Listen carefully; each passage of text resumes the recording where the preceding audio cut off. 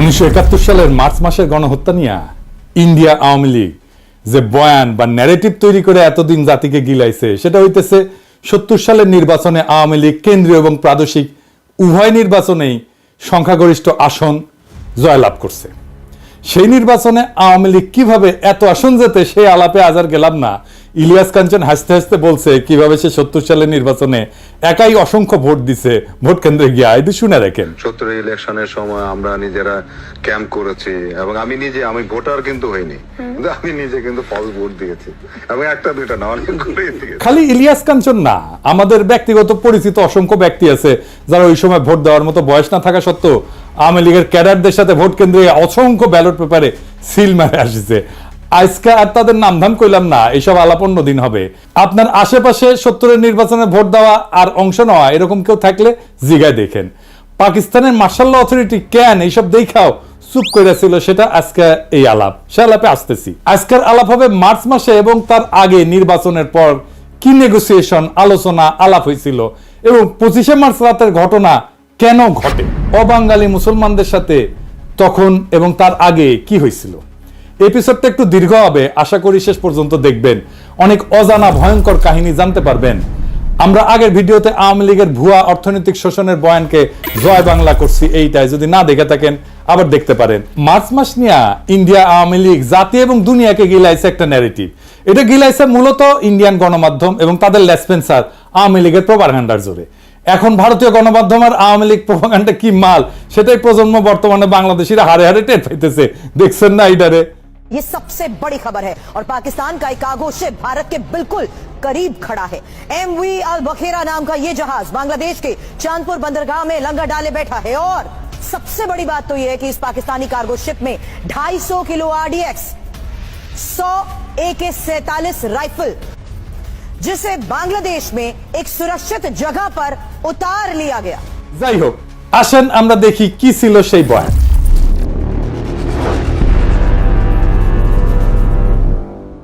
সেই বয়ান বলে 1970 সালের ডিসেম্বর মাসে পাকিস্তানের নির্বাচনে আওয়ামী লীগ সংখ্যাগরিষ্ঠ আসন পায়। আওয়ামী লীগের বিজয় দেখা পশ্চিম পাকিস্তানের শাসক গোষ্ঠী ভীত সন্ত্রস্ত হইয়া পড়ে। তারপরে ক্ষমতা হস্তান্তরে তারা তালবাহানা শুরু করে। ইয়াহিয়া খান 1 মার্চ ঢাকায় হইতে যাওয়া জাতীয় পরিষদের অ্যাসেম্বলি স্থগিত করে যাতে আওয়ামী লীগ ক্ষমতায় যেতে না পারে। এর প্রতিরোধে আওয়ামী লীগ একটা শান্তিপূর্ণ অসহযোগ আন্দোলন গড়ে তোলে। ইয়াহিয়া ঢাকায় এসে আলোচনার নামে সময় ক্ষেপণ করে এবং 25শে মার্চ হঠাৎ কইরা ঘুমন্ত নিরস্ত্র শান্তিপূর্ণ বাঙালিদের উপরে ঝাঁপায় পড়া গণহত্যা শুরু করে। এরপর শুরু হয় বাঙালি জাতির মুক্তির সংগ্রাম এবং ভারত নিতান্ত মানবিক কারণে আগে এসে সামরিক অভিযান চালায়, পূর্ব বাংলাকে মুক্ত কইরা শত্রুর হাত থেকে বাংলাদেশকে স্বাধীন করে দেয়। তাই তো এটাই তো আমাদের মুক্তিযুদ্ধের মেড ইজি বয়ান, তাই না?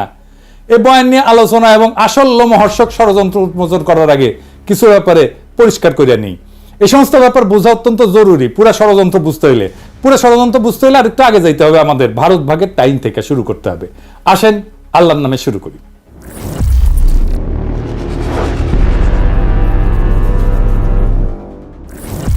উনিশশো 1947 সালে পাকিস্তান এবং ভারত ব্রিটিশ সাম্রাজ্যের ডোমিনিয়ন হিসেবে স্বাধীনতা লাভ করে। ডোমিনিয়ন আর রিপাবলিকের মধ্যে পার্থক্য হচ্ছে ডোমিনিয়ন কার্যত স্বাধীন হইলেও সেটা ব্রিটিশ সাম্রাজ্যের অংশ।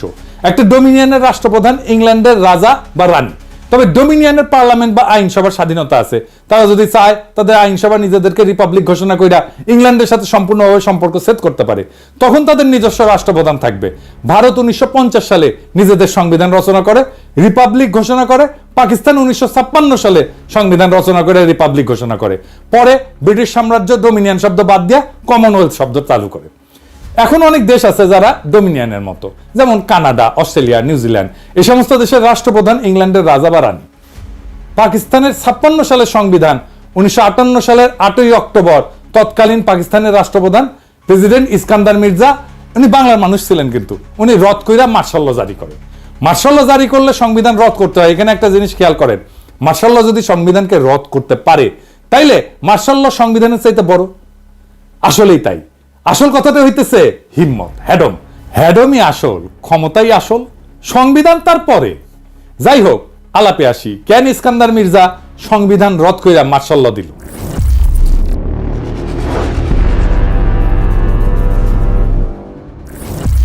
এর পিছনে মূল কারণ ছিল পূর্ব পাকিস্তানের প্রাদেশিক পার্লামেন্টে আওয়ামী লীগ এবং শেরেবাংলা একে ফজলুল হকের কৃষক শ্রমিক পার্টির মধ্যে ভয়াবহ মারপিট হয়। পার্লামেন্টের ভিতরে ডেপুটি স্পিকার শাহেদ আলীকে পিটায় হত্যা করা হয়।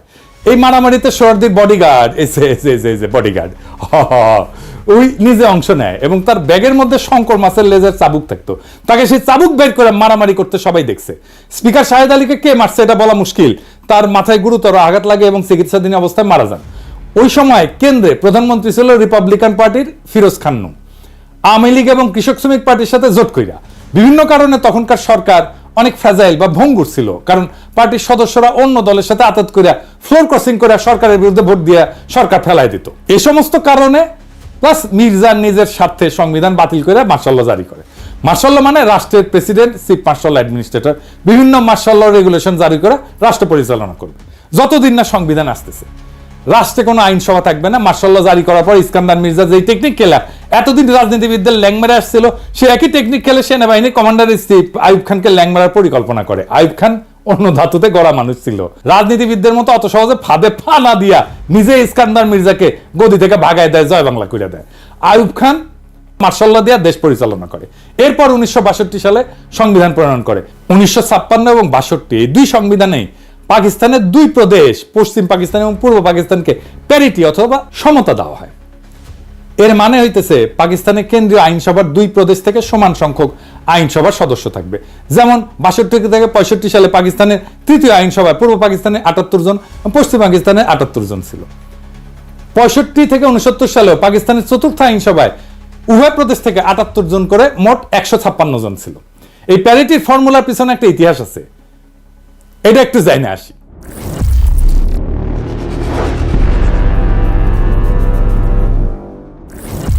পাকিস্তানের প্রথম গণপরিষদ, যেটা 47 সালের 10 আগস্ট গণপরিষদ এবং আইনসভা হিসাবে শপথ গ্রহণ করে, সেটাতে প্রথমে 69 জন সদস্য নির্বাচিত হয়ে আসছিল। এদের মধ্যে 44 জন ছিল পূর্ব পাকিস্তান থেকে, 17 জন পাঞ্জাব, 4 জন সিন্ধু, 3 জন সীমান্ত প্রদেশ এবং 1 জন বেলুচিস্তান থেকে ছিল। অর্থাৎ সদস্য সংখ্যা দেশের জনসংখ্যার অনুপাতে ছিল। তখন এই 5টা প্রদেশ মিলে পাকিস্তান তৈরি হয়েছিল। পরে এই অ্যাসেম্বলির সদস্য সংখ্যা 100 পর্যন্ত বাড়ানো হয়। এই প্রথম গণপরিষদ 1947 থেকে 1954 সাল পর্যন্ত থাকে, কিন্তু 7 বছরেও সংবিধান প্রণয়ন করতে ব্যর্থ হয়। এই সংবিধান প্রণয়নের জটিলতা এবং দীর্ঘসূত্রিতার মূল কারণ ছিল সংবিধানে পাকিস্তানের ভবিষ্যৎ আইনসভায় কোন প্রদেশ কয়টা আসন নেবে এইটা নিয়ে একটা বিশাল গ্যাঞ্জাম তৈরি হয়েছিল। পাকিস্তানে ফেডারেল ব্যবস্থার সরকার প্রস্তাব করা হয়। ফেডারেল মানে বিভিন্ন প্রদেশের নিজস্ব সরকার, আইনসভা, বিচার বিভাগ থাকবে প্রাদেশিক পর্যায়ে। কেন্দ্রীয় বা ফেডারেল পর্যায়ে একটা কেন্দ্রীয় সরকার বা আইনসভা থাকবে। কেন্দ্রীয় আইনসভা 2 কক্ষ প্রস্তাব করা হয়। 2 কক্ষ বিশিষ্ট আইনসভার ইতিহাস হচ্ছে, এটা মূলত ইংল্যান্ডের কালচার, যেখানে হাউস অব কমন্স আর হাউস অব লর্ডস আছে। কমন্সের সদস্যরা জনগণের সরাসরি ভোটে নির্বাচিত হয়। লর্ডসের সদস্যরা রাজা কর্তৃক অ্যাপয়েন্টেড হয়। লর্ডসের সদস্যরা অভিজাততন্ত্রের সদস্য এবং চার্চ অফ ইংল্যান্ডের বিশপরাও এর সদস্য। যে কোনো আইন পাশ করতে হলে 2 কক্ষেই পাশ করা লাগে। অভিজাত আর বিশপদেরকে ইংল্যান্ডের রাষ্ট্রে গুরুত্বপূর্ণ স্টেক হোল্ডার মনে করা হয়। এই জন্য এদের জন্য একটা উচ্চ কক্ষ আইনসভা বানায়, যারা কমন্সের পাশ করা বিল স্ক্রুটিনাইজ করে, দেখে নিজেদের মধ্যে ভোটাভুটি করে অ্যাপ্রুভ করে অথবা রিজেক্ট করে।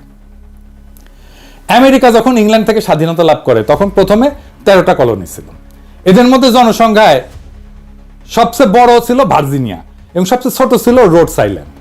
আমেরিকা যখন তাদের ফেডারেল সংবিধান রচনা করতে যায় তখন ছোট রাজ্যগুলো বড় রাজ্যগুলোর সাথে ইউনিয়ন করতে চায় নাই। কেন চায় নাই? এর কারণ হইল তারা ভাবতো বড় রাজ্যগুলো আইনসভায় জনসংখ্যার ভিত্তিতে আসন পাইলে মেজরিটি আসন পাবে, ফলে তারা ছোট রাজ্যগুলোর সাথে প্রস্তাব করা যে কোনো বিল ভোট দিয়ে হারাই দিতে পারে। তখন একটা কম্প্রোমাইজ পদ্ধতি গ্রহণ করা হয়, যেখানে আমেরিকার ফেডারেল আইনসভা ইংল্যান্ডের মতো 2 কক্ষ বিশিষ্ট হবে। যেহেতু আমেরিকানরা কোনো অভিজাততন্ত্র এলাও করেনি, সেই জন্য ইংল্যান্ডের মতো বিশপ আর অভিজাতদের দিয়ে কোনো কক্ষ থাকবে না, এই প্রশ্ন ওঠেনি।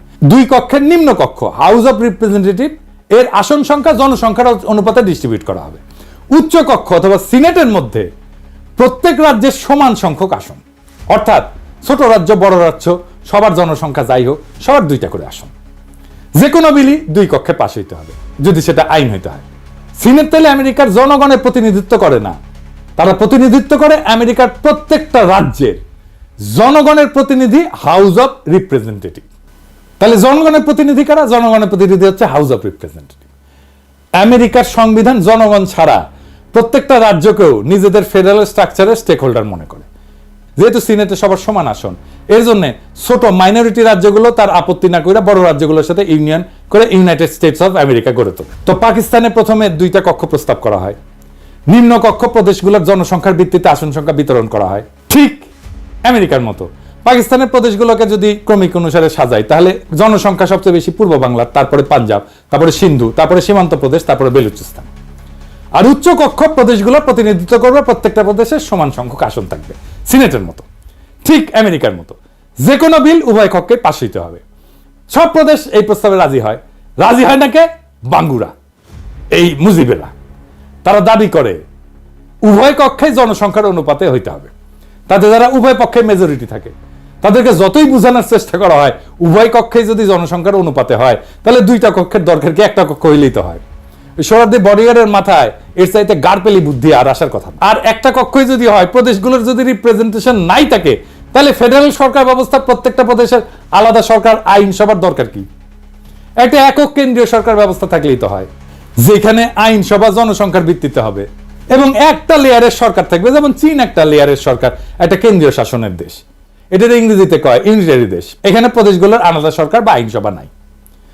তো বাঙ্গুদের যদি মেজরিটি এতই প্রিয় হয়, তারা ইউনিটারি সরকার নিক, দেশে কোনো প্রাদেশিক সরকার থাকারই দরকার নাই। কিন্তু বাঙ্গুরা অনর, তারা কিছুতেই বুঝবেন না। তারা ফেডারেল নিবে, প্রাদেশিক সরকার রাখবে, কেন্দ্রে 2টা কক্ষ রাখবে, আবার 2টাতেই মেজরিটি নিবে। মানে পুরো মামা বাড়ির আবদার। আমি নায়িকার মতো সুন্দর মাইয়া চাই, সেই মাইয়া আবার রন্ধন কর্মে সুনিপুণা হবে, কাজের বুয়ার মতো কাজ করবে, পরিপিঠে হয়ে সাইজা থাকবে, বাপের একমাত্র কন্যা হবে, শ্বশুরের অগাধ ধন সম্পদ থাকবে, গাইতে জানবে, নাচতে জানবে, মানে তার সব লাগবে। পশ্চিম পাকিস্তানের নিশ্চয়ই ভাবিছিল কিসে পইলাম কোদা। তো বাঙ্গুদের এই গোয়ার্তুমির জন্য পাকিস্তানের সংবিধান প্রণয়ন প্রায় পুরা 9 বছর আটকাইছিল। এই 9 বছর মানে 47 থেকে 56 পর্যন্ত পাকিস্তান ডোমিনিয়ন হিসেবে থাকে।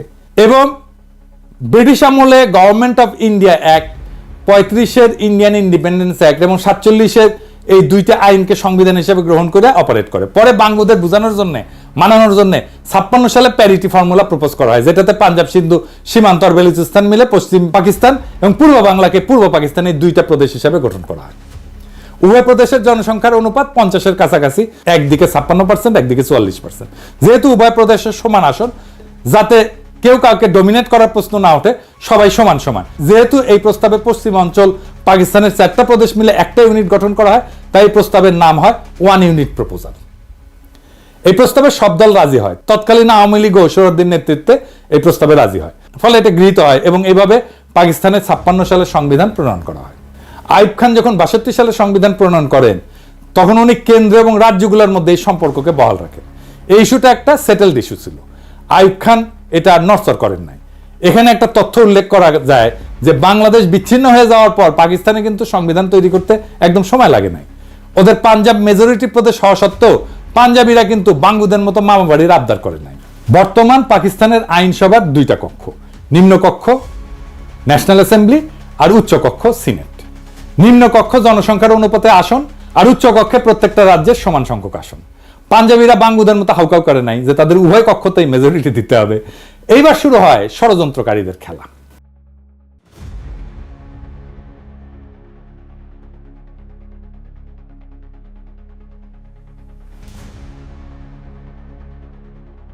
সম্পূর্ণ নিজের বলে দাবি করে। উত্তর পশ্চিমের লাদাখের একটা অংশ, যেটার নাম আকসাই চীন, সেটাকেও তারা নিজেদের এলাকা বলে দাবি করে। ভারত মাতা বেশি কনফিডেন্ট হইয়া চীনের এলাকায় সৈন্য নিয়ে ঢুকে যায়। ভাবছিল চীনারা ভারত মাতার সৈন্য দেখলে পালাবে, চীনারা না পালায় উল্টা হামলা করে। ফলে ভারত পুরা অরুণাচল প্রদেশ, আকসাই চীন উভয় অঞ্চল যুদ্ধে সম্পূর্ণভাবে হারায়। আসামের ভিতরে চীনা বাহিনী ঢুকে পড়ে। চীনের কাছে ভীষণ মার খাওয়ার পরপরই ভারত 1965 সালে পাকিস্তানের সাথে যুদ্ধ জড়ায় পড়ে। কাশ্মীরে ভারতের বিরুদ্ধে বিদ্রোহে পাকিস্তান আর্মির সাহায্যের ফলে ভারতের দখলকৃত কাশ্মীরে সামরিকভাবে বেসামাল হয়ে পড়ে। Pakistan army 1 September operation grand slam নামে একটা সামরিক অভিযান পরিচালনা করে। ফলে কাশ্মীরের ভিতরে ভারতীয় আর্মি অত্যন্ত নাজুক পরিস্থিতির সম্মুখীন হয়। এখানে উল্লেখ করা যায় যে এই গ্র্যান্ড স্ল্যামের কমান্ডার ছিল তৎকালীন মেজর জেনারেল ইয়াহিয়া খান। তাদের আত্মসমর্পণ ঠেকাইতে মরিয়া ভারত 6 সেপ্টেম্বর আন্তর্জাতিকভাবে রিকগনাইজ বর্ডার ক্রস করে লাহোরের দিকে হামলা করে, কিন্তু সমস্ত শক্তি নিয়ে। কাশ্মীরের বর্ডার এইটা বিতর্কিত বর্ডার, আন্তর্জাতিকভাবে রিকগনাইজ না, কিন্তু লাহোরে ভারতের সীমান্ত থেকে মাত্র 18 মাইল দূরে হওয়া সত্ত্বেও ভারত সর্বশক্তি নিয়ে করা এই আক্রমণ ব্যর্থ হয়। পাকিস্তান আর্মির লাহোরের বাইরে ভারতের আক্রমণকে সফলভাবে প্রতিরোধ করে এবং যুদ্ধবিরতির আগ পর্যন্ত পুরো 18 দিন ভারতীয় বাহিনীকে ঠেকায় রাখে। কে ঠেকায় রাখছিল জানেন? কে ঠেকায় রাখছিল ওইখানে? পাকিস্তানি আর্মির কারা? ইস্ট বেঙ্গল রেজিমেন্ট, বাংলাদেশের ইস্ট বেঙ্গল রেজিমেন্ট। জি, আমাদের ইস্ট বেঙ্গল রেজিমেন্ট। লাহোরকে রক্ষা করছিল ইস্ট বেঙ্গল রেজিমেন্ট এবং এই লাহোরকে রক্ষা করার সৈনিক ছিল জিয়াউর রহমান। এই জন্য জিয়াউর রহমান পাকিস্তানের বীরত্ব সূচক খেতাব পায়। আবার উল্টো দিকে কসুর সেক্টরে পাকিস্তান আক্রমণ চালায়, ভারতের খেমকারান শহর দখল করে নেয়। ভারত জম্মু থেকে শিয়ালকোটের দিকেও আক্রমণ করে। শিয়ালকোট বর্ডার থেকে মাত্র 12 মাইল দূরত্ব থাকা সত্ত্বেও এখানে ভারতীয় বাহিনী ব্যর্থ হয়। পাকিস্তানি আর্মি সফলভাবে তাদের সেই আক্রমণকে শিয়ালকোটের বাইরেই প্রতিহত করে। এই শিয়ালকোটের ডিফেন্সে গুরুত্বপূর্ণ ভূমিকা পালন করে তৎকালীন একটা ব্রিগেডের কমান্ডার। কে ছিল? ব্রিগেডিয়ার আমির আব্দুল্লাহ নিয়াজি। এই নিয়াজি 1971 ইস্টার্ন সেক্টরের কমান্ডার ছিল। তৎকালীন পাকিস্তান আর্মির সফলতা নিয়ে আন্তর্জাতিক মহল এবং গণমাধ্যমে সাড়া পড়ে যায়। অবশেষে জাতিসংঘের ডাকে সাড়া দিয়া ভারত 20 সেপ্টেম্বর দ্রুত যুদ্ধবিরতি প্রস্তাবে রাজি হয়। পাকিস্তান এরপর অনিচ্ছা সত্ত্বেও 23 সেপ্টেম্বর যুদ্ধবিরতিতে রাজি হয় এবং ফলে যুদ্ধ সমাপ্তি ঘটে।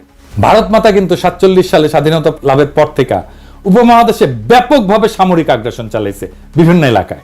কোথায় কোথায় আসেন একটু দেখি। ভারত 1948 সালে 82,000 বর্গমাইল এলাকার নিজামশাহী হায়দ্রাবাদ রাজ্য আক্রমণ করে এটাকে দখল করে নেয়, নিজের রাজ্য ঘোষণা করে। ওই অভিযানের নাম ছিল অপারেশন পোলো। ভারত তার স্বাধীনতা লাভের পর 1947 থেকে 48 সালে জম্মু কাশ্মীর 16,309 বর্গমাইল, 1948 সালে জুনাগড় রাজ্য 3,337 বর্গমাইল, 1948 সালে নিজামশাহী হায়দ্রাবাদ রাজ্য 82,698 বর্গমাইল, 1961 সালে গোয়া রাজ্য 1,429 বর্গমাইল, 1971 সালে পূর্ব পাকিস্তান 57,320 বর্গমাইল, 1975 সালে সিকিম রাজ্য 2,740 বর্গমাইল, সর্বমোট 1,62,405 বর্গমাইল এলাকা সামরিক অভিযান চালায় দখল করে, যেটার পরিমাণ জার্মানি অথবা পোল্যান্ডের এরিয়া থেকেও বেশি। এর মধ্যে 1,05,084 বর্গমাইল এরিয়াকে নিজের সাথে অফিসিয়ালি যুক্ত করে নেয়, অ্যানেক্স করে নেয়, রাজ্য বানায়। বাকি পূর্ব পাকিস্তানের 57,000 বর্গমাইলকে একটা ক্লায়েন্ট স্টেট হিসেবে রাখে, প্রথমে মুজিব এবং পরে হাসিনার সময়। অধীনস্থ জনপদ, একটা কলোনি, প্রায় উপনিবেশ। এছাড়া ভারত মাতা 1962 সালে তিব্বত দখল করতে গিয়ে চীনাদের হাতে মাইর খায়। 87-90 সালে শ্রীলঙ্কাতে মাতব্বরি করতে গিয়ে সামরিক বাহিনী পাঠায়, পরিণামে তামিল বিদ্রোহের আত্মঘাতী হামলায় রাজীব গান্ধীকে উড়ায় জয় বাংলা করে দেয়।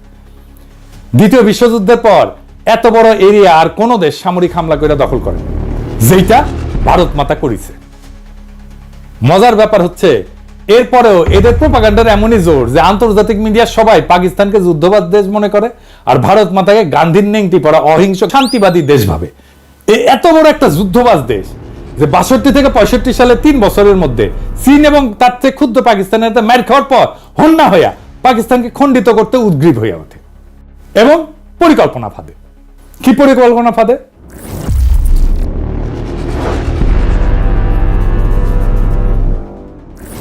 সে তাদের এজেন্ট শেখ মুজিব সোহরাওয়ার্দীর বডিগার্ডের মাধ্যমে ঠিক করে 65 সালে যুদ্ধের পর 6 দফাকে উপস্থাপন করে।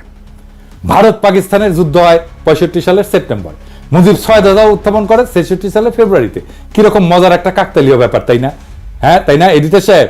মেলা দিন পরে কাউয়ার কথা মনে আসলো। কাউয়ার সাউন্ড দেবেন না? জোরে দেন, আরো জোরে, আরো জোরে। হয়েছে হয়েছে, কাকতালীয় তাই কাউয়ার সাউন্ড, বুঝছাও। 6 দফা এবং এর মধ্যে পাকিস্তানের অর্থনৈতিক শোষণের ভুয়া বয়ানকে আমাদের আগের এপিসোডে আমরা বিস্তারিত আলোচনা করে সেই বয়ানকে জয় বাংলা করে দিছি না? ভারতীয় এজেন্টরা আগে থেকেই প্রস্তুত ছিল এটা নিয়ে। গত এপিসোডে 6 দফা প্রণেতাদের মুখোশ উন্মোচন করা হয়েছে। আজকে আর একজন মুখ্য চরিত্রের মুখোশ উন্মোচন করা হবে, তার নাম সিরাজুল আলম খান। সিরাজুল আলম খান ঢাকা বিশ্ববিদ্যালয়ের ছাত্রলীগের মধ্যে ভারতীয় এজেন্ডা বাস্তবায়নে 60-এর দশকের প্রথম থেকেই কোমর বেঁধে নামে পড়ে। 71 সালের মার্চ মাস পর্যন্ত সমস্ত আলোচনা ভণ্ডুল করা এবং গৃহযুদ্ধ লাগানোর পিছনে তার অনেক ভূমিকা আছে। সে পূর্ব পরিকল্পনা মতো গৃহযুদ্ধ লাগানোর জন্য সর্বাত্মক চেষ্টা করে যাতে তার গুরু ভারত সামরিক অভিযান চালানোর একটা অজুহাত খুঁজে পায়। এই সিরাজুল আলম সম্পর্কে একটা অত্যন্ত গুরুত্বপূর্ণ তথ্য হচ্ছে উনি ছিলেন এক ভারতীয় রয়্যাল এজেন্টের অত্যন্ত ঘনিষ্ঠ এবং শিষ্য। তিনি মাঝে মাঝে কলকাতায় যেতেন এবং গেলে সেই এজেন্টের কলকাতার ভবানীপুরের রাজেন্দ্রপুর লেনের বাসাতেই উঠতেন এবং থাকতেন। সেই এজেন্টের কলকাতায় বাড়ি ছাড়াও বাংলাদেশেও বাড়ি ছিল এবং তিনি বাংলাদেশের নাগরিকও ছিলেন। আওয়ামী লীগের সংসদ সদস্য ছিলেন এবং আওয়ামী লীগের সংসদ সদস্য হিসেবে ৭৩-এর কারচুপির নির্বাচনে তৎকালীন বাকেরগঞ্জ 14 আসন, বর্তমানে পিরোজপুর 1 আসন, যেটা বর্তমানে আল্লামা দেলোয়ার হোসেন সাইদির আসন, ওইখানে এমপি নির্বাচিত হয়েছিলেন। শেখ মুজিব জয় বাংলা হয়ে যাওয়ার পরে ৭৫-এ সে ব্যক্তি আবার ইন্ডিয়া চলে যায়। তার নাম চিত্তরঞ্জন সুতার। এবার আসেন চিত্তরঞ্জন সুতারকে একটু চিনে নিই। এই চিত্তরঞ্জন সুতার 1971 সালের পর ইন্দিরা গান্ধীর সাথে দেখা কইরা বাংলাদেশকে পুরোপুরি ভারতের সাথে যুক্ত করা, মানে যেভাবে হায়দ্রাবাদ, সিকিম, গোয়া, কাশ্মীরের মতো ভারত একটা প্রদেশ করছিল, ওইরকম প্রদেশ করতে বলছিল। ভারত প্রথমে আওয়ামী লীগের সাথে 7 দফা চুক্তি করে সেই পথে আগাচ্ছিল। পরে বিভিন্ন কারণে ইন্দিরা গান্ধী বাংলাদেশকে ক্লায়েন্ট স্টেট হিসেবে রাখাটাকে ডিসাইড করে। পরবর্তীতে কংগ্রেসের প্রেসিডেন্ট জ্ঞানী জৈল সিং এটাকে ইন্দিরার সবচেয়ে বড় ব্লান্ডার হিসেবে আখ্যা দিছিল। আমাকে শেখ হাসিনাকে যখন এই ব্যাপারে ব্যক্তিগতভাবে প্রশ্ন করা হয়, মেজর আশরাফ তার এনটিভি সাক্ষাৎকারে বলেন, তার ছোট বোন রেহানা আমার স্ত্রীর ক্লাসমেট ছিল। এই বিষয়গুলো নিয়ে তার প্রতি একটা শ্রদ্ধা আমার ছিল এবং সেই শ্রদ্ধা হিসাবে তাকে আমি রিসিভ করেছি, not as an official duty but এই কারণেই। এবং ওনাকে আমার বাসায় নিয়ে এসেছি, উনি এসেছেন আমার বাসায়, খেয়েছেন। একটি ঘটনা যখন থেকে তার প্রতি আমি একদম অসন্তুষ্ট হয়ে যাই, তার প্রতি আমার বিরাগ আমার জন্মগ্রহণ করে সৃষ্টি হয়, সেটা হচ্ছে সেই সময় আপনার যদি মনে থাকে বিচিত্রা বলে একটা সাপ্তাহিক পত্রিকা ছিল, শাহাদত হোসেন উনি ছিলেন তার এডিটর।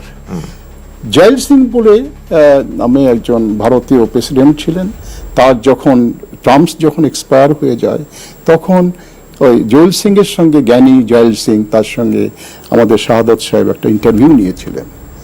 তো বাংলাদেশ ভারতের সম্পর্কের উপর আলোকপাত করতে যেয়ে জয়েল সিং সাহেব বলেছিলেন, the greatest blunder of India was to have withdrawn the troops from Bangladesh 1971। এটা শাহাদত সাহেবকে বলেছিলাম। আমি যখন এটা পড়ার পর আমার মনটা খুব খারাপ হয়েছে যে কিভাবে এইরকম একটা উক্তি করতে পারে। তো এর কিছুদিন পরেই শেখ হাসিনা যখন আসলেন, ওনাকে আমি বললাম, আমি তাকে রিসিভ করে জানেন, আমি বললাম যে ম্যাডাম আপনি জানেন এরকম একটা বক্তব্য দিয়েছে, and you know what was her response? সে তো ঠিকই বলেছে। উত্তর ছিল, সে তো ঠিকই বলছে। এদের কাছে স্বাধীন বাংলাদেশ ছিল বাংলাদেশের মানুষকে উজবুক বানানোর একটা মূলা। এরা সবসময় নিজেদেরকে ভারতের প্রদেশ হিসেবে কল্পনা করে।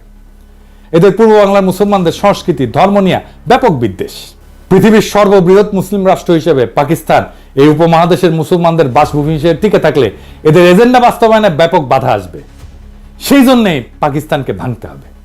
পরে চিত্তরঞ্জন সুতার আবার বাংলাদেশে ফিরে আসে এবং কালিদাস বৈদ্যের সাথে বঙ্গভূমি আন্দোলন গড়ে তোলে ইন্ডিয়ার সাহায্য নিয়ে। এই প্রজন্ম বঙ্গভূমি আন্দোলন সম্পর্কে জানে না। কি ছিল সেই বঙ্গভূমি আন্দোলনে?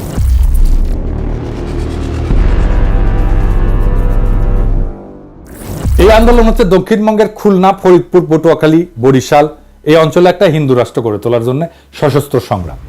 1996 থেকে 2001 আওয়ামী লীগের সময় এই আন্দোলন হঠাৎ করে কাকতালীয়ভাবে বন্ধ হয়ে যায়। এরপরে বিএনপির সময় আসলে এটা আবার ভারতের এজেন্ডা বাস্তবায়ন করতে নেমে পড়ে। 2004 সালে ফেব্রুয়ারি মাসে এরা হিন্দু প্রজাতন্ত্রের ঘোষণা দিয়ে আবার অ্যাক্টিভ হয়।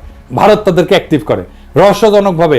এর ঠিক পরে সে 2004 সালে বাংলাদেশে গ্রেনেড হামলা থেকে শুরু করে একের পর এক নাটক ঘটা শুরু করে।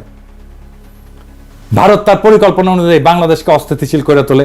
2007 সালে ভারতের ঘোড়া উপহার পাওয়া কুলাঙ্গার মইনুল আহমেদ ভারতের 111 প্লেবুক মতি মাহমুদের সাহায্যে বাস্তবায়ন করলে ভারতের আর বঙ্গভূমির মাধ্যমে ষড়যন্ত্র করার দরকার থাকে না। ম্যাজিকের মতো সাথে সাথে বঙ্গভূমি আন্দোলন ভ্যানিশ হয়ে যায়। এরপরের ইতিহাস সবার জানা। এই হচ্ছে সিরাজুল আলম খানের আসল রূপ। এইবার আগের কথায় ফিরে আসে।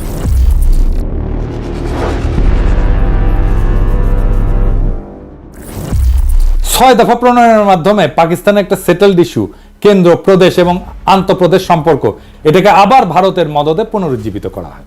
প্রথম পয়েন্টটাই ছিল পাকিস্তান একটা ফেডারেল স্টেট হবে, প্রাদেশিক সরকার থাকবে, কিন্তু সেখানে আইনসভার একমাত্র জনসংখ্যার অনুপাতে আসন বিন্যাস হবে। আওয়ামী লীগ আরো দাবি তোলে 1 ইউনিট ভেঙে দিয়া পশ্চিম পাকিস্তানকে অরিজিনাল 4টা প্রদেশে ভাগ করতে হবে। এর ফলে আইনসভায় 2 প্রদেশের মধ্যে কোনো প্যারিটি বা সমতা থাকবে না। কিন্তু অন্য সব ফেডারেল দেশের মতো আইনসভায় আওয়ামী লীগ প্রদেশগুলোরও কোনো প্রতিনিধিত্ব রাখতে দেবে না। তারা ভারতীয় এজেন্ডা অনুযায়ী মাওবাড়ির আবদার তুলে দেশকে আবার অস্থিতিশীল করে তোলে। আইয়ুব খানের গভর্নর মোনায়েম খান এর জন্য মুজিবকে ডিফেন্স অফ পাকিস্তান রুলসের অধীনে গ্রেপ্তার করিয়া জেলে পাঠায়। 6 দফা আন্দোলন কিছু সময়ের জন্য ধামাচাপা পড়ে যায়, ভারত আবার অন্য রাস্তা দেখতে থাকে। তারা আরেক ভারতীয় এজেন্ট খুঁজে বের করে, এই ব্যক্তিটার নাম হইতেছে লেফটেন্যান্ট কমান্ডার মোয়াজ্জেম হোসেন, একদম টিপিক্যাল বাঙ্গু কমিউনিস্ট প্রগতিশীল, আমাদের বর্তমান যুগের লাকি আক্তারের মতো। ছাত্র জীবনে কমিউনিস্ট পার্টি এবং র্যাডিক্যাল বামপন্থী আন্দোলনে জড়িত থাকার ফলে তার শিক্ষা জীবন ব্যাহত হয়। পরে কোনো মতে ইন্টারমিডিয়েট পাশ করে পাকিস্তান নৌবাহিনীতে যোগ দিয়ে ষড়যন্ত্রমূলক কার্যকলাপ চালায় যেতে থাকে।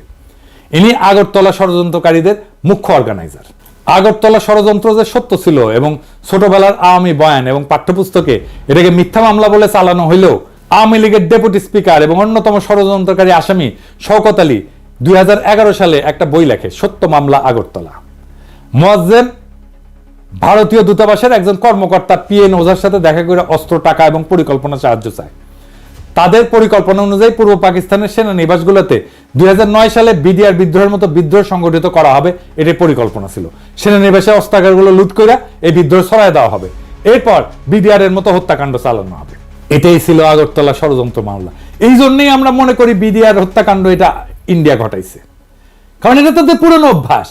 1967 সালের শেষ দিকে এই পরিকল্পনা ফাঁস হয়ে যায় এবং পাকিস্তান গোয়েন্দা সংস্থা সময় মতো কয়েকজন ষড়যন্ত্রকারীদের গ্রেপ্তার করে। এরপর আসামিদের লিস্টে শেখ মুজিবকে 1 নম্বর আসামি করা হইলে অনেকে অবাক হয়ে প্রশ্ন তোলে, মুজিব তো 66 সালে কারাগারে, সে কিভাবে এই ষড়যন্ত্রের সাথে যুক্ত হয়? এর উত্তর হচ্ছে, ভারত এত বড় বিদ্রোহ সংগঠন খালি পাকিস্তান সামরিক বাহিনীর এক কর্মকর্তার উপরে ছেড়ে দিয়ে ভরসা পাচ্ছিল না। তারা পূর্ব পাকিস্তানের একটা রাজনৈতিক দলের সাপোর্ট খুঁজতেছিল।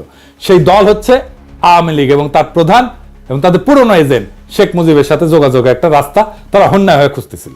মুজিব তখন জেলে বন্দী, তারা তখন একটা রাস্তা বের করে ফেলে। কি সেই রাস্তা? পিএন ওঝা পুরান ঢাকার একটা গোপন বাড়িতে আওয়ামী লীগের এক নেতার সাথে এই ব্যাপারে আলোচনা করত। এরপর আওয়ামী লীগের সেই নেতা বিভিন্ন ঘুরপথের রাস্তায় শেখ মুজিবের ধানমন্ডি 32 নম্বর বাড়িতে যাইত।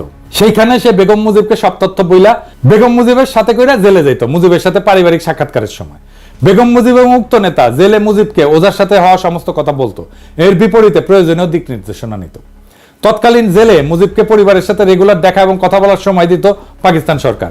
পাকিস্তানের চৌকস গোয়েন্দা বাহিনী ষড়যন্ত্রে আভাস পেয়ে পিএন ওঝাকে গভীর পর্যবেক্ষণের অধীনে আনে। তারা ওঝার সমস্ত চলাচল পর্যবেক্ষণ করে এবং আওয়ামী লীগের নেতার সাথে পুরান ঢাকার বাড়িতে মিলিত হওয়ার দৃশ্য পর্যবেক্ষণ করে। এরপর উক্ত নেতার মুজিবের বাড়িতে যাওয়া এবং বেগম মুজিবের সাথে কারাগারে মুজিবের সাথে দেখা করতে যাওয়াটা পর্যবেক্ষণ করে। এই সমস্ত তথ্যের ভিত্তিতে মুজিবকে আগরতলা ষড়যন্ত্র মামলার 1 নম্বর আসামি করা হয়। এই মামলার সমস্ত আসামিকে পাবলিকলি বিচার করার জন্য ট্রাইব্যুনাল তৈরি করে বিচার কার্য শুরু করা হয়। এই সমস্ত তথ্যের রেফারেন্স হচ্ছে ঢাকা বিশ্ববিদ্যালয়ের রাষ্ট্রবিজ্ঞান বিভাগের অধ্যাপক গোলাম ওয়াহেদ চৌধুরী, জিডব্লিউ চৌধুরী নামে পরিচিত ছিল, ওনার রচিত বই last days of United Pakistan. উনি সেই সময় পাকিস্তান সরকারের একজন মন্ত্রী ছিলেন এবং মন্ত্রী থাকাকালীন এই মামলা সংক্রান্ত গোয়েন্দা ফাইলে আসল তথ্য দেখেন। ওনার স্ত্রীকে আমরা চিনি, অধ্যাপিকা দিলারা চৌধুরী, এখনো বেঁচে আছেন এবং জাহাঙ্গীরনগর বিশ্ববিদ্যালয়ের শিক্ষক। এরপর 68 সালের শেষ দিকে পশ্চিম পাকিস্তান এবং পূর্ব পাকিস্তানে Bhutto peoples party, Bhashani NAP, Awami league এবং কমিউনিস্ট পার্টি সবাই আইয়ুবের বিরুদ্ধে একটা আন্দোলন শুরু করে। এই আইয়ুব বিরোধী আন্দোলনের নেপথ্যের কাহিনী অত্যন্ত জটিল এবং সময় হলে অন্য একদিন এটা নিয়ে আলাপ করা যাবে। উভয় পাকিস্তানে উক্ত আন্দোলনের ফলে 69 সালের মার্চ মাসে আইয়ুব খানের পতন হয় এবং আগরতলা মামলার বিচার কাজ বাদ দিয়া আসামিদেরকে ছেড়ে দেওয়া হয়। তারপরে কি হয়? রাজনৈতিক দলগুলো দাবি তোলে যে আইয়ুবের 62 সালের সংবিধান বাতিল করতে হবে এবং নতুন গণপরিষদের নির্বাচন দিতে হবে। প্রধান রাজনৈতিক দলের সম্মতিক্রমে এবং কথা মতো পাকিস্তান সেনাবাহিনীর commander in chief Yahya Khan সংবিধান বাতিল করে মার্শাল ল জারি করেন। দেশে এত উত্তেজনা অবসান ঘটানোর জন্য এবং আওয়ামী লীগের বারবার এই উত্তেজনা এজিটেশন এটা বন্ধ করার জন্য ইয়াহিয়া খান স্থির করেন ওরা যেসব মা বাড়ির আবদার তুলছে ওইসব মেনে নেওয়া, যাতে পাকিস্তান অখণ্ড থাকে, টিকে থাকে। পুরানা ভারতীয় মাল শেখ মুজিব ইয়াহিয়ার সাথে আলোচনা করে তাকে ব্লাব দিয়া বুঝান যে 6 দফা খালি নির্বাচনী প্রচারণা, এটা স্বাধীনতার দাবি না। তারা গণপরিষদের মেজরিটি আসন পেলেও পাকিস্তান অখণ্ড থাকে এমন সংবিধান প্রণয়ন করবে। এর ফলে ইয়াহিয়া খান আওয়ামী লীগকে ফ্রি হ্যান্ড দেন রাজনীতিতে। 70 সাল থেকে নির্বাচনী প্রচারণা শুরু হয়। 70 সালের মার্চ মাসে আসন্ন গণপরিষদ নির্বাচনের জন্য একটা presidential decree legal framework order 1970 জারি করেন। উক্ত অর্ডারে 6 দফা এবং আওয়ামী লীগের দাবি অনুযায়ী পাকিস্তানের 1 ইউনিটকে ভেঙে সর্বসম্মত 5টা প্রদেশ করা হয় পূর্ব পাকিস্তান সহ। আসন্ন গণপরিষদ 1 কক্ষ বিশিষ্ট আইনসভা হবে, যেটাতে জনসংখ্যার অনুপাতে আসন বিতরণ করা হবে। এর ফলে আসন্ন গণপরিষদে পূর্ব পাকিস্তান থেকে মেজরিটি আসন থাকবে। মানে 300টার ভেতরে 162টা আসন। অর্থাৎ আওয়ামী লীগের সমস্ত এক্সট্রিম দাবি ইয়াহিয়া খান মেনে নেয়, এইটা ভেবে যে এরা যদি ক্ষমতার রেসপন্সিবিলিটি পায় তখন উগ্র বিচ্ছিন্নতাবাদের দাবি তুলবে না। কিন্তু ভারত এবং তার চর মুজিব আগাগোড়া খালি মূলা দেখাইছে যে লীগ একবার খালি নির্বাচনে জিতুক, এরপর তারা আর কোনো শোরগোল তুলবে না, পাকিস্তান যাতে অখণ্ড থাকে সেরকম একটা সংবিধান বানাবে। ইয়াহিয়া আওয়ামী লীগ ভারতের সাজানো এই ফাঁদে পা দেয়। এর ফলে মার্শাল ল অথরিটি আওয়ামী লীগকে নির্বাচনী প্রচারণাতে যা খুশি বলার স্বাধীনতা দেয়। অন্য দল মুসলিম লীগ এবং জামাতের সভা আওয়ামী লীগ তাদের গুন্ডা দিয়ে ভন্ডুল করে খুন খারাপি করলো, মার্শাল ল অথরিটি আওয়ামী লীগের বিরুদ্ধে একটা স্টেপও নেয় না। নির্বাচনে আওয়ামী লীগের ভুয়া অর্থনৈতিক বৈষম্যের পরিসংখ্যান প্রচার করা সত্ত্বেও কোনো জবাব দেওয়া হয় না। এর ফলে নির্বাচনে আওয়ামী লীগের ক্যাডাররা এক একজন অসংখ্য ভোট দিল, মার্শাল ল অথরিটি কোনো হস্তক্ষেপ করেনি। কারণ হচ্ছে ইয়াহিয়া খান আসলে বিশ্বাসই করতে পারেননি মাইনরিটিরা বিচ্ছিন্নতা চায়, মেজরিটি কখনো আলাদা হবে। এই দেখেন 70 সালে ওনার একটা সাক্ষাৎকার। Separatism? I do not believe that people of East Pakistan want to separate from West Pakistan. They are the majority people of Pakistan. How should a majority separate from a minority? If you hear these notes, if you hear these rumblings, let me assure you, this is not the real voice of my people. এরপর ওনার আরেকটা সাক্ষাৎকার নির্বাচনের পর, কি পরিকল্পনা ওনার। After these elections, is it your intention to remain as president, or will you, as you said many times, get back to being an army man? Well,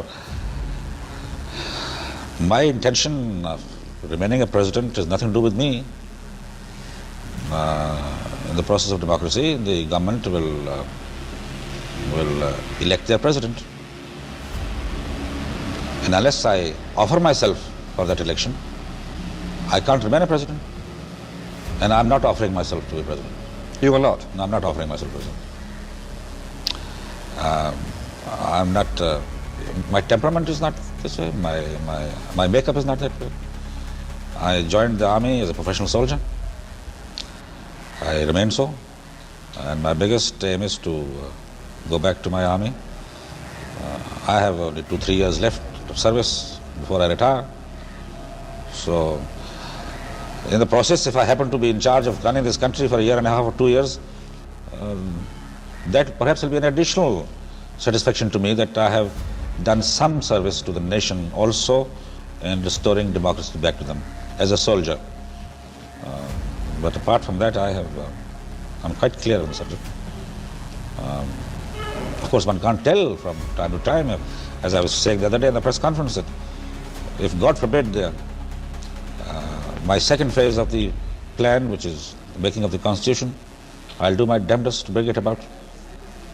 If it doesn't come about, martial law will have to continue. My duty then remains. But then I'm not going to remain and forget everything. I'll have to think again as to other methods and processes of bringing about democracy.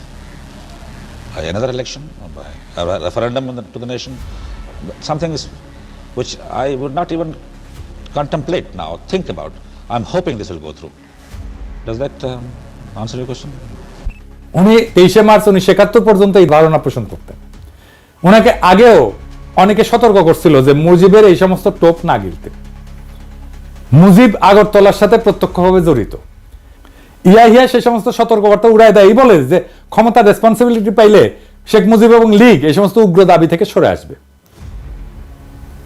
যখন 23শে March Mujib এবং League final সংবিধানের রূপ দেখায়, যেটাতে দেশকে ভাগ করে সব আলাদা, নাম আলাদা, একটা দেশের বদলে দুর্বল কনফেডারেশন, কিন্তু পশ্চিম পাকিস্তান থেকে করের টাকা দিয়া বাংলাদেশ তাদের ডেফিসিট পূরণ করবে, সেটা দেখার পর উনি উপলব্ধি করেন আওয়ামী লীগ আসলে ভারতের মদদে সব সময় একটা বিচ্ছিন্নতা চাইছে এবং পুরা সময় তাকে ধোঁকা দিছে।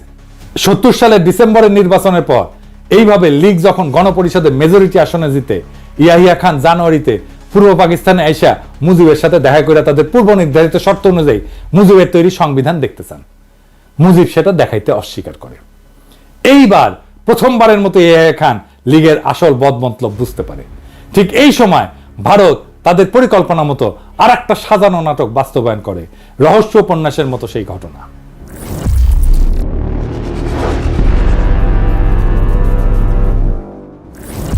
কাশ্মীরের শ্রীনগর থেকে 2 জন কাশ্মীরি যারা রয়ের এজেন্ট হিসেবে কাজ করত, ভারতীয় এয়ারলাইন্সের একটা ফকার প্লেন নাম গঙ্গা হাইজ্যাক করে লাহোরে নিয়ে যায়। সেখানে সব যাত্রীকে ছেড়ে দিয়া প্লেনটা ধ্বংস করে ফেলে। প্লেনটা খুব পুরাতন ছিল এবং অলরেডি সেটাকে সার্ভিস থেকে উইথড্র করা হয়েছিল। কিন্তু হাইজ্যাকিং এর কিছুদিন আগে আবার প্লেনটাকে ফ্লাইটে নামানো হয়। ভারত কেমন সিফা দেখেন, মানে নিজেদের একটা বাতিল করা পুরানো বিমান বিসর্জন দেয় এইভাবে দিয়া অন্যের যাত্রা ভঙ্গ করে। পাকিস্তানের তদন্ত কমিশনে ভারতের এই ষড়যন্ত্র প্রকাশ পায়। ভারত এই সুতা ধইরা ভারতের উপর দিয়ে পাকিস্তানের বিমান চলাচল বন্ধ করে দেয়।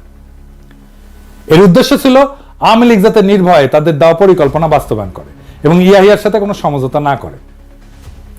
ইয়াহিয়া যদি 6 দফা মেনে নেয়, তারপরেও ফেব্রুয়ারি মাসে ইয়াহিয়া খান সংখ্যাগরিষ্ঠ দলের প্রধান হিসেবে মুজিবকে রাজধানী ইসলামাবাদে ডাকলে মুজিব বেয়াদবের মতো রাষ্ট্রপ্রধানের কাছে যেতে অস্বীকার করে।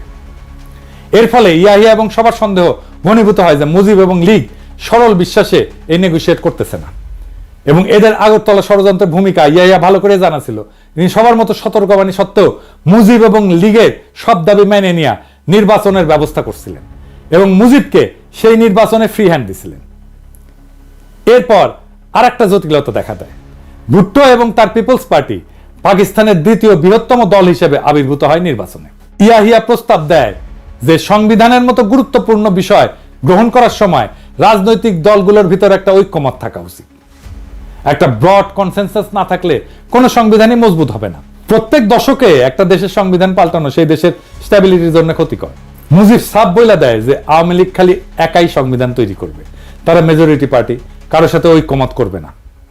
ঠিক বিএনপির মতো তারা বলে নির্বাচিত সংসদ সংস্কার করতে পারবে, তার মানে নির্বাচনে তারাই জিতবে, তারাই সংস্কার করবে, আর কেউ না। ভারত এবং তাদের দেশীয় এজেন্টরা এই সময় অত্যন্ত অ্যাক্টিভ ভূমিকা রাখে যাতে পাকিস্তানের সবাই লীগের 6 দফা মেনে নিলেও লীগ একটার পর একটা দাবি তুলে সমঝোতার পথ একবারে বন্ধ করে দেয়। এইটা নিয়ে ফেব্রুয়ারি মাসে আরেকটা অচল অবস্থা শুরু হয়। ইয়াহিয়া মার্চের 1 তারিখে ঢাকায় জাতীয় পরিষদের সভা ডাকছিলেন, কিন্তু ফেব্রুয়ারিতে এই অচল অবস্থার কোনো মীমাংসা না হয় ভুট্টো এবং পিপলস পার্টি অ্যাসেম্বলিতে আসার জন্য ঢাকাতে আসতে অস্বীকার করে। তাদের বক্তব্য ছিল মুজিব তো আগেই বলছে লীগ মেজরিটি পার্টি হিসেবে একাই সংবিধান বানাবে, তাদের এই মাইনরিটির কথা যদি নাই শোনা হয় তাহলে তাদের আর কষ্ট করে অ্যাসেম্বলিতে আসার দরকার কি। মুজিব লীগের বানানো সংবিধান কাউকে দেখাবেও না। কাজে অত্যন্ত যুক্তিসঙ্গতভাবেই সবাই ধরে নেয় এরকম মার্কা মারা একজন ভারতের এজেন্ট অ্যাসেম্বলিতে ভারতের প্রচারণা মতো যেই সংবিধান বানাবে সেটাতে খালি পূর্ব পাকিস্তান না, পশ্চিম পাকিস্তানের রাজ্যগুলোর ভিতরেও এমন সংঘর্ষ তৈরি করবে যাতে পুরো পাকিস্তান এক ঢিলে জয় বাংলা হয়ে যায়।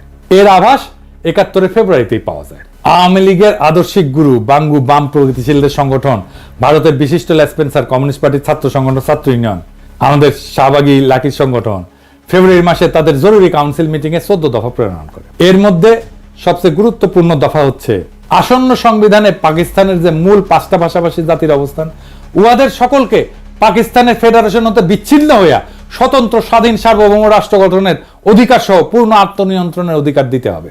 চিন্তা করেন। অথচ এই ছাত্র ইউনিয়ন করা আমাকে মতি মাহফুজের কাছে যদি ভারতের উত্তর পূর্ব অঞ্চলের স্বাধীনতার কথা বলা হয়, 7 সিস্টারের স্বাধীনতার কথা বলা হয়, তারা তেলে বেগুনে জ্বলে ওঠে।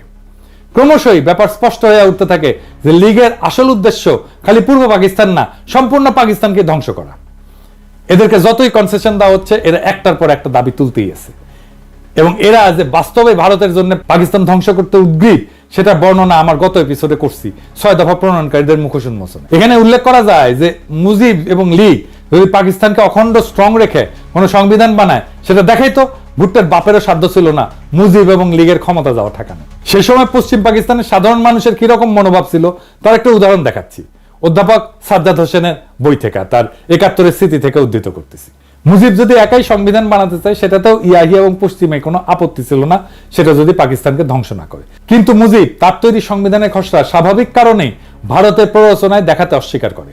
রাজনৈতিক দলগুলোর ভিতর ঐক্যমতের অভাব এবং মুজিবের আচরণের কারণে ইয়াহিয়া 1 মার্চ অ্যাসেম্বলি স্থগিত ঘোষণা করে। এরপর শুরু হয় ভারতের মদতে অন্তিম খেলা। এর পরের বিবরণ শুনলে আপনার শরীরের রক্ত হিম হয়ে যায়।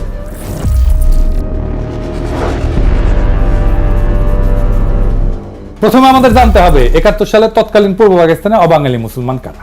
47 সালে দেশভাগের পর ভারতের উত্তরপ্রদেশ, বিহার, হায়দ্রাবাদ থেকে অসংখ্য মুসলমান পাকিস্তানে হিজরত করে।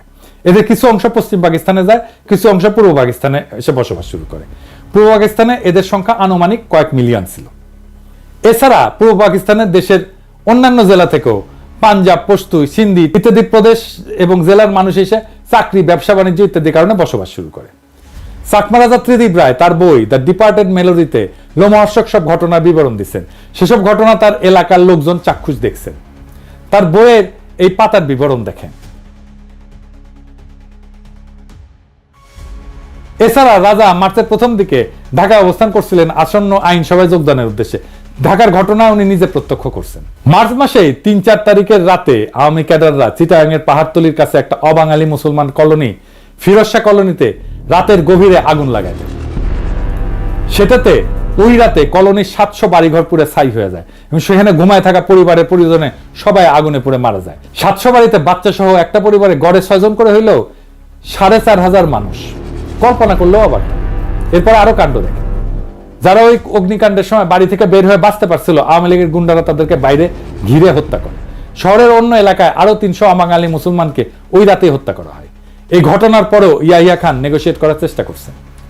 আর্মি অধিকাংশ সময় ব্যারাকেই ছিল। এসবের পরেও ইয়াহিয়া ২৫ তারিখ পর্যন্ত নেগোশিয়েট করতে চাইছেন। এরপর খালি চিটাগাং না, খুলনাতে একই সময় লীগ অবাঙালি মুসলমানদের দোকানপাট, বাড়িঘর লুটপাট, অগ্নিসংযোগ করা শুরু করে। এর ফলে ৫৭ জন নিহত হয়। ঢাকাতে এই সময় অবাঙালি মুসলমানদের দোকানপাট, বাড়িঘর, অগ্নিসংযোগ এবং লুটপাট করা হয় দেদারসে। শহরের বিভিন্ন জায়গায় চেকপোস্ট বসায় তাদের থেকে টাকা পয়সা, সোনা দানা প্রকাশ্যে লীগের গুন্ডারা ছিনতাই করতে থাকে। গুলিস্তানে নাচ সিনেমা হল, গুলিস্তান সিনেমা এবং একটা চীনা রেস্তোরাঁ ছিল এক অবাঙালি ভদ্রলোকের, নাম দোসানি।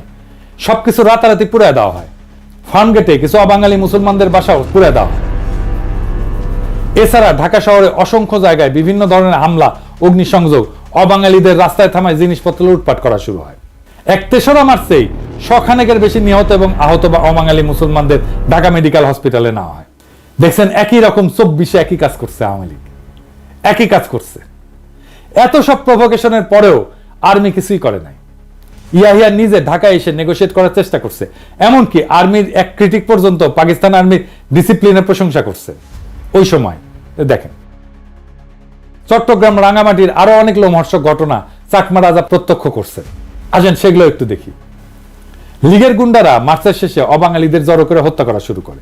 কাপ্তাই বিদ্যুৎ কেন্দ্রে মোটর লঞ্চে বিশাল সংখ্যক অবাঙালি মুসলমান নারী এবং শিশুদেরকে জড়ো কইরা খাগড়াছড়ির দিকে নিয়ে রওনা দেয়। প্রতিমধ্যে নারীদেরকে ক্রমাগত ধর্ষণ করা হয়। কিছুদিন পর খাগড়াছড়ি পৌঁছায় সবাইকে ট্রেন্সের পাশে দাঁড় করায় গুলি করে হত্যা করা হয়। একজন আহত মানুষ বেঁচে জঙ্গলে পালায় যায়, সেখানে চাকমারা তাকে সেবা শুশ্রূষা করে। তার কাছ থেকে এই সমস্ত ভয়ঙ্কর কাহিনী শোনে চাকমারা। রাঙামাটির বাঙালি সাব ডিভিশনাল অফিসার, যে দেখতে নিরীহ প্রকৃতির এক ৫০ মানুষ ছিলেন, সেই কাপ্তাইতে এক পাকিস্তানি অফিসারের স্ত্রীকে কিডন্যাপ কইরা সবশেষে দয়া পরবশ হয়ে তাকে হত্যা করা হয়। রাজার এলাকায় পুলিশের রিজার্ভ ইন্সপেক্টর ছিল একজন মুহাজির বিহারি। তাকে তার স্ত্রী এবং ১০ বছরের কন্যার সাথে হত্যা করা হয়। চাকমারা রাতের বেলায় গুলির শব্দ শুনে পরের দিন সকালে যখন খোঁজ করতে যায়, গিয়ে এদের লাশ পায়। ছোট মেয়েটির মৃতদেহ কপালে হাত দিয়ে পড়েছিল। কপাল থেকে হাত সরাইলে ওইখানে গুলির ছিদ্র পাওয়া যায়।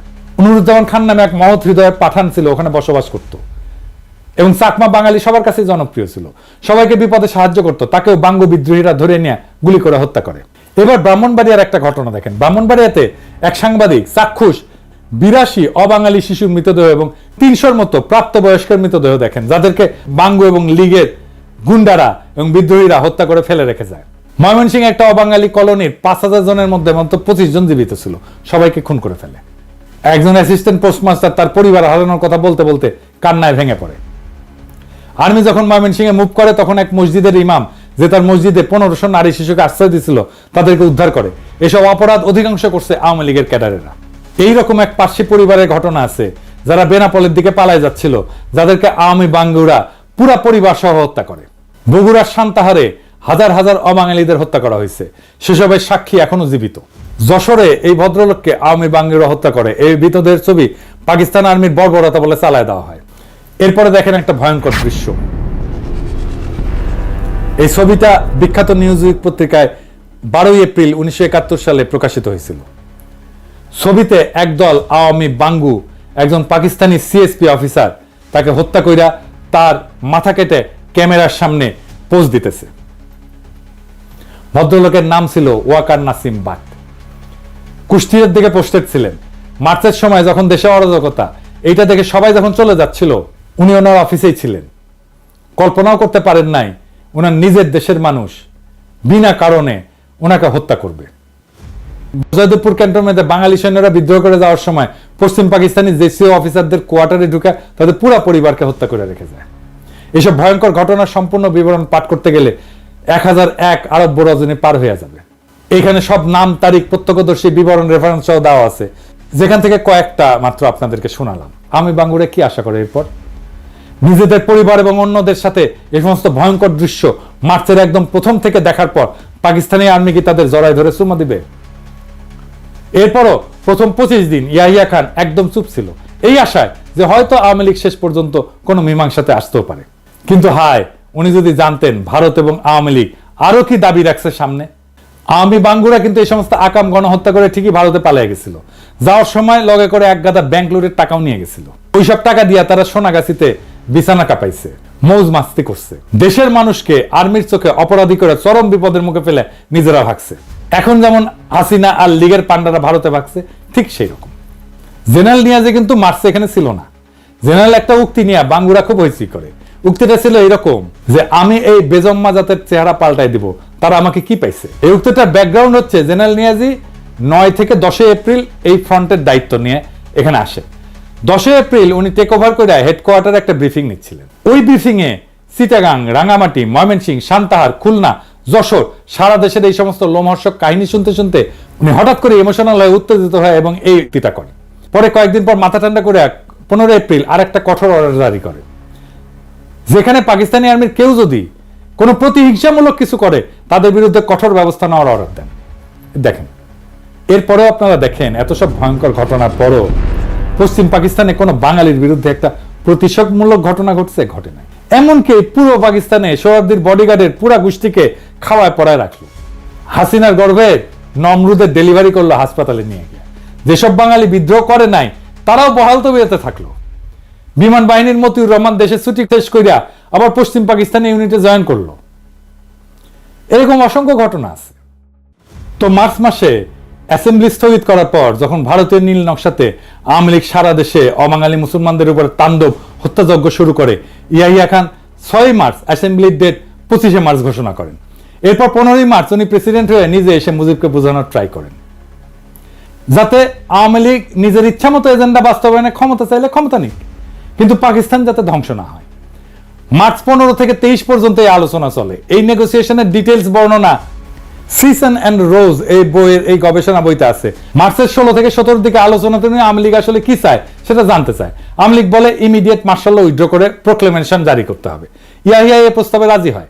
আওয়ামী লীগ চায় গণপরিষদের অধিবেশন বসতে হবে। গণপরিষদের 2টা কমিটি থাকবে, একটা পূর্ব পাকিস্তানের আর একটা পশ্চিম পাকিস্তানের। 2 কমিটি প্রাদেশিক সংবিধান তৈরি করে পরে একত্র হয়ে একটা যৌথ সংবিধান বানাবে।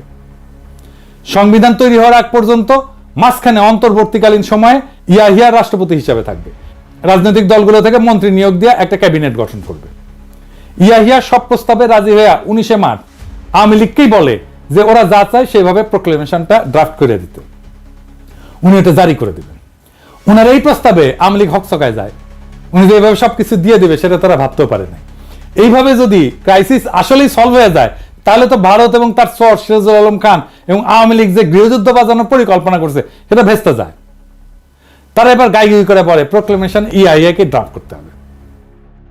ইয়াহিয়ার টিম সেদিনই আওয়ামী লীগের সমস্ত দাবি যুক্ত করে একটা প্রোক্লেমেশন ড্রাফট করে দেয়। সেই প্রোক্লেমেশনে আওয়ামী লীগের স্বায়ত্তশাসনের সমস্ত দাবি ইনক্লুড করা হয়।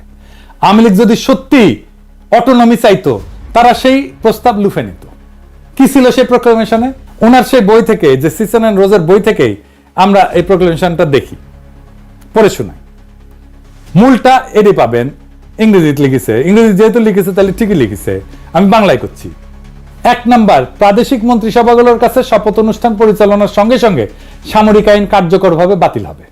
2 নাম্বার, 1969 সালের 4 এপ্রিলের অস্থায়ী সংবিধান আদেশ, প্রভিন্সিয়াল কনস্টিটিউশনাল অর্ডার একটা নতুন সংবিধান কার্যকর না হওয়া পর্যন্ত মৌলিক আইন হিসেবে বলবৎ থাকবে।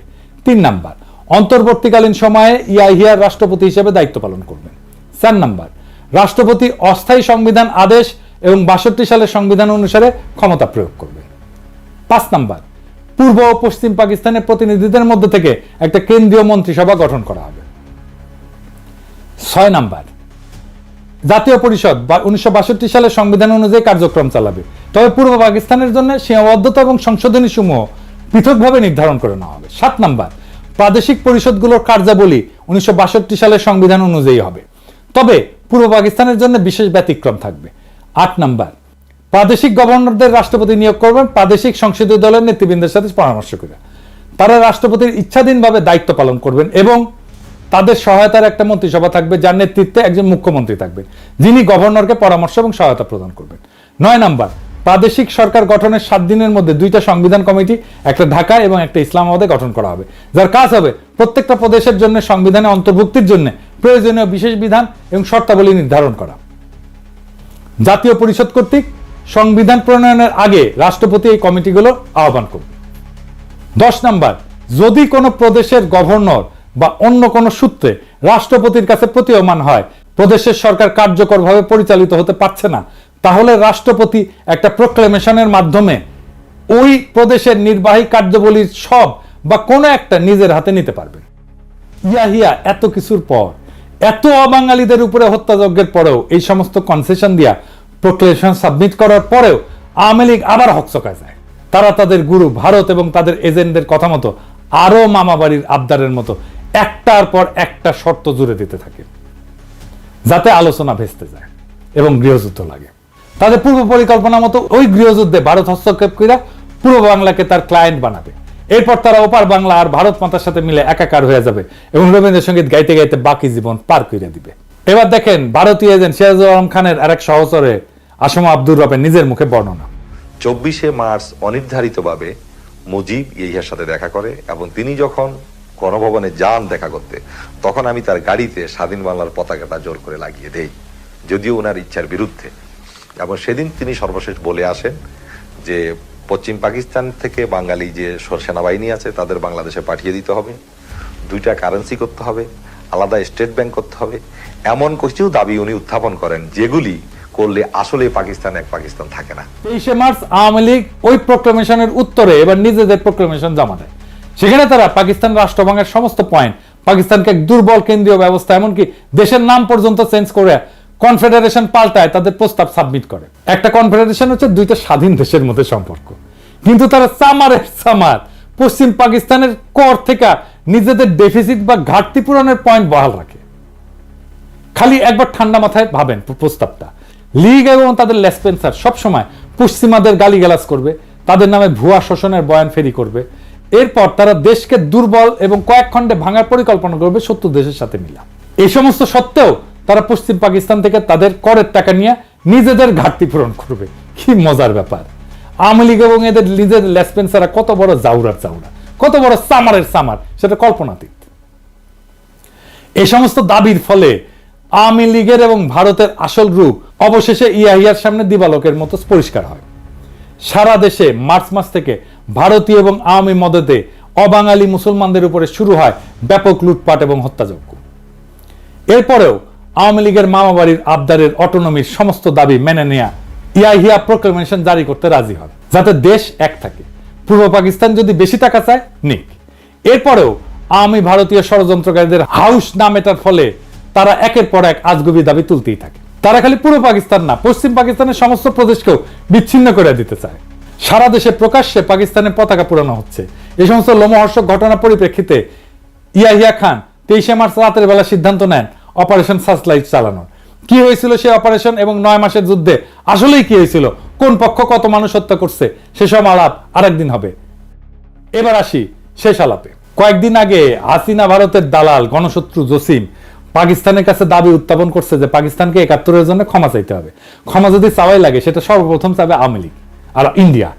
আওয়ামী গুন্ডা আর ভারতের এজেন্টদের মাধ্যমে 25শে মার্চের অনেক আগেই এদেশে অবাঙালি মুসলমানদের উপরে ব্যাপকভাবে বিডিআর হত্যাযজ্ঞের চাইতো নৃশংসভাবে হত্যাকাণ্ড হয়েছে, জেনোসাইড হয়েছে, গণহত্যা হয়েছে। এই গণহত্যা তারাই শুরু করছে। আওয়ামী লীগের গত জুলাই আগস্টের এত মানুষ মেরাও ক্ষমা চাওয়া তো দূরের কথা, সেটা তারা আয়না ঘর নিয়ে হাসি মস্করা করে। এদের কাছে জাতি আর কি আশা করে?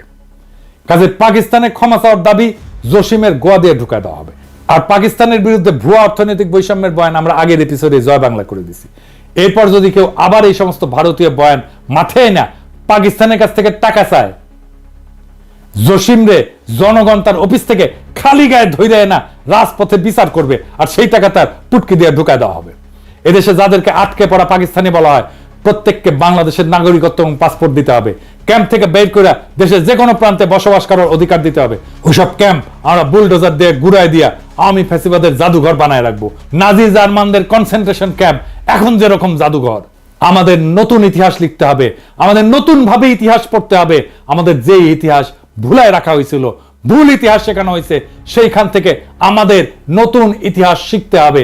নিজেদের জাতির ইতিহাস, নিজেদের বঞ্চনার ইতিহাস, আমাদের প্রতারণার ইতিহাস, কিভাবে আমাদের জাতিকে প্রতারিত করা হয়েছে, দুর্বল করা হয়েছে এবং জাতির উপরে যুদ্ধ চাপায় দেওয়া হয়েছে। আমাদের এই নতুন বয়ান তৈরি, ইতিহাসের এই নতুন বয়ান তৈরি চলমান থাকবে। ইনকিলাব জিন্দাবাদ।